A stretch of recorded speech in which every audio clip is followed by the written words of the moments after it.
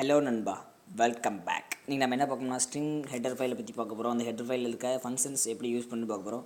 முதல்ல வந்து பார்த்திங்கன்னா நம்ம ஒரு கேரக்டர் ஸ்ட்ரிங்கை டிக்ளேர் பண்ணோம்னா அதோட லென்த்தை கண்டு ஒரு ஸ்ட்ரிங்கில் இப்போ பார்த்திங்கன்னா நினச்சோம்னா ஒரு கேரக்டர் ஸ்ட்ரிங்காக நம்ம சியில் டிக்ளேர் பண்ண முடியாது. அதனால் நம்ம கேரக்டர் அதே தான் டிக்ளேர் பண்ணுவோம்.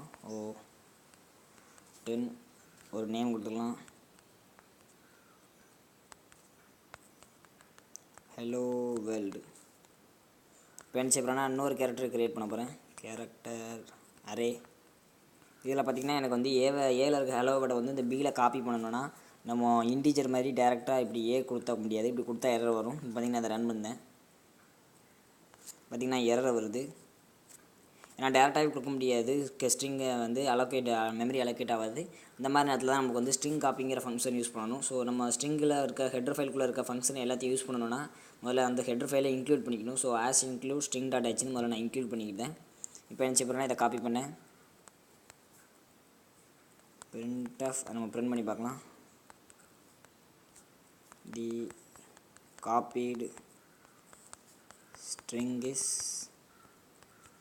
%s நம்ம வந்து பிஏ பிரிண்ட் பண்ணணும். பியில் தான். ஸோ கடைசி செமிகோலன் வச்சுக்கலாம். இப்போ என்ன செய்யறேன்னா strcpy இதில் பார்த்திங்கன்னா எதில் இருந்து எதில் காப்பி பண்ணணும். பியில் இருக்குது பிக்கு காப்பி பண்ணணும். எதுலேருந்துனா ஏ ஃபஸ்ட்டு கொடுக்குறது வந்து எதில் காப்பி பண்ணணும். அடுத்தால எதுலேருந்து. ஸோ ரெண்டாவது தான் எதுலேருந்து கொடுக்கணும். ஸோ ஏலேருந்து நம்மளுக்கு பி காப்பி பண்ணணும். இப்போ இதை ரன் பண்ணலாம்.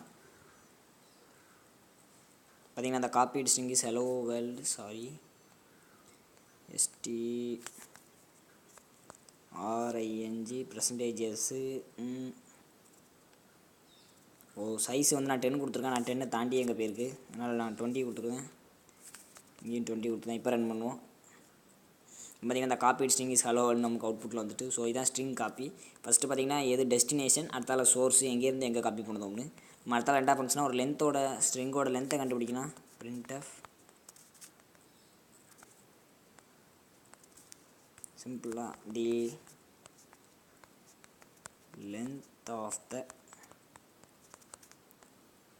string is இது வந்து ஒரு இன்டீஜர் ரிட்டர்ன் பண்ணும். ஸோ நம்மளுக்கு %d strlen இதில் எதோட லென்த்தை கண்டுபிடிக்கணுமோ அதை ஆர்குமெண்ட்டாக பாஸ் பண்ணணும். நம்மளுக்கு வந்து ஏ. ஸோ ஏ கொடுத்துக்கலாம். இங்கே கோலன் வச்சுக்கலாம். இப்போ ரன் பண்ணுவோம். பார்த்தீங்கன்னா லென்த் ஆஃப் த ஸ்ட்ரிங் வந்து 11 வந்திருக்கு. அதாவது 1 தான் எடுக்கும். நான் ஸ்லாஷன் கொடுக்காதனால நியூ லைனில் வரல. இந்த இடத்துல ஸ்லாஷன் கொடுத்துக்கலாம். இப்போ ரன் பண்ணுவோம். பெர்ஃபெக்டாக அவுட் போட்டுருக்கோம். பார்த்திங்கன்னா அந்த காப்பீட் ஸ்ட்ரிங் இஸ் ஹலோ வேர்ல்டு. அடுத்த லென்த் ஆஃப் த ஸ்ட்ரிங் பார்த்திங்கன்னா 11 வந்துட்டு 1 2 3 4 5 6 7 8 9 10 ஸ்பேஸும் சேர்த்து 11. ஸோ அடுத்தால பார்த்திங்கன்னா ஒரு ஸ்ட்ரிங்கை வந்து ரிவர்ஸில் பிரிண்ட் பண்ணணும்னா சிம்பிளாக strriv.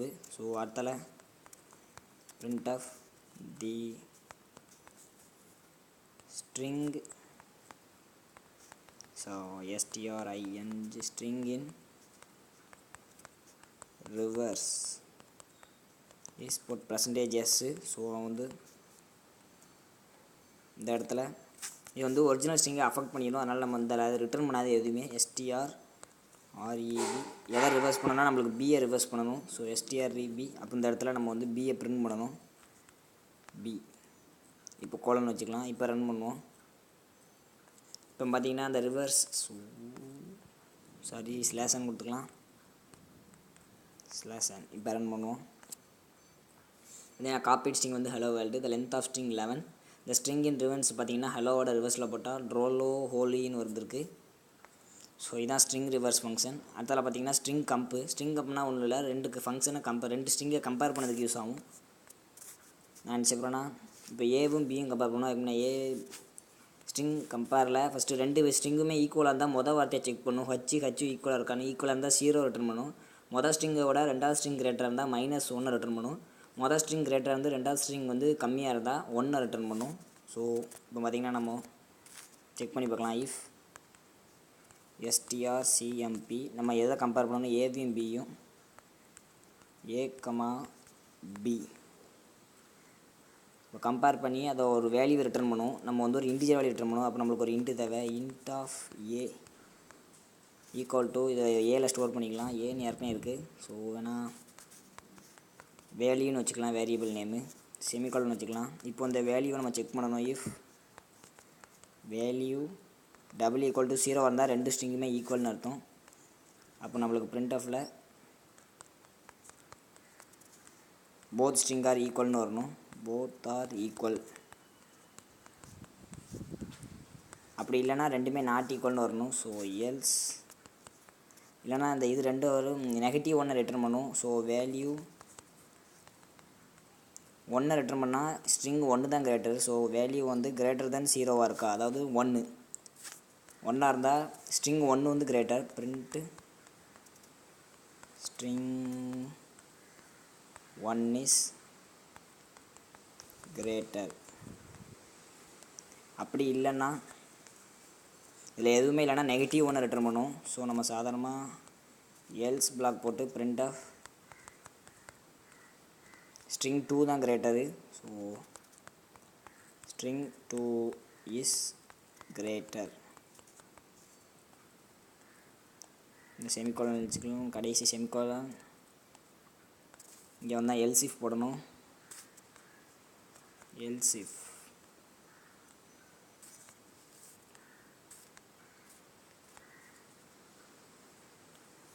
இப்போ ரன் பண்ணலாம். இப்போ பார்த்தீங்கன்னா ஸோ ஸ்லாஷன்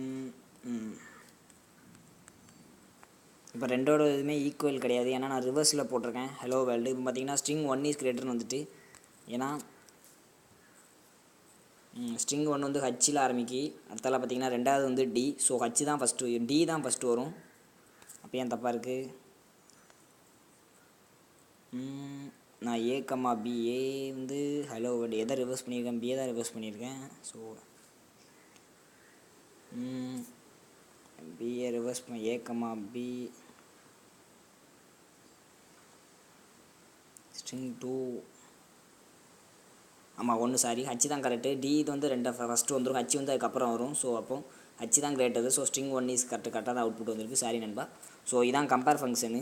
ஸ்ட்ரிங் கம்பேர் ரெண்டுமே ஈக்குவலாக இருந்தால் 0 ரிட்டர்ன் பண்ணும். இப்போ இந்த ரிவர்ஸ் வேணால் நம்ம கமெண்ட்டாக மாற்றிடலாம். இப்போ ரன் பண்ணோம்னா ரெண்டுமே ஈக்குவல். ஸோ நம்மளுக்கு வந்து அவுட்புட்டில் போத் ஆர் ஈக்குவல்னு வந்துடும். பார்த்தீங்கன்னா போத் ஆர் ஈக்குவல்னு வந்துட்டு தான் ஸ்ட்ரிங் கம்பு. கடைசியில் பார்த்தீங்கன்னா எஸ்டிஆர் லோவர் ஸ்ட்ரிங் அப்பர், அதாவது ஒரு ஸ்ட்ரிங் வந்து லோவர் கேரக்டரில் மாற்ற.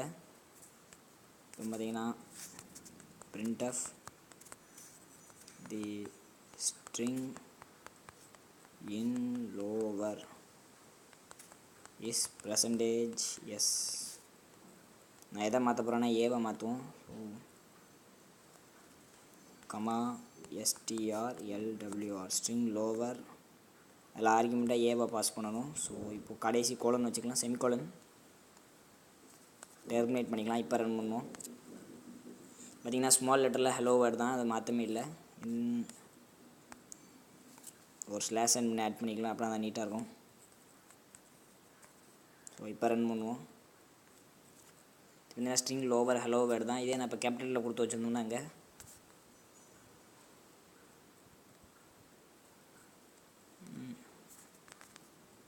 ஹெச்சை வந்து கேபிட்டலில் கொடுத்துருக்கேன். இப்போ ரன் அவுட்புட் பார்ப்போம்.